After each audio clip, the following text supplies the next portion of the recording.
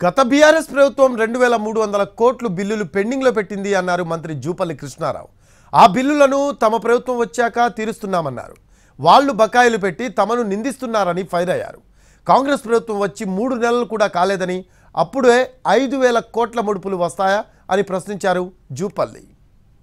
మీరు గొప్ప పరిపాలన ధనిక పరిపాలన చెప్పని 8 లక్షల కోట్ల అప్పులు చేసి 40,000 కోట్ల బకాయిలు పెట్టి ఇవాళ మేము చెల్లించలేని మాట్లాడతాం.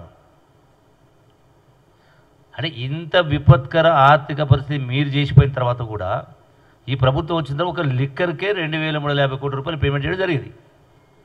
మరి మీరు అంతకుముందు కూడా అక్టోబర్ నుంచి, అంటే మేము వచ్చి డిసెంబర్లో, అక్టోబర్ నుంచే డ్యూస్ ఉన్నాయి, అంటే మొత్తం అక్యుములేట్ అయిపోయినాయి. మీరు పేమెంట్ చేయక ఆపి దానికి మమ్మల్ని నిందించేటువంటి కార్యక్రమం చేస్తూ ఉన్నారు. అంటే మా ప్రతిష్టను మసక బార్చేటువంటి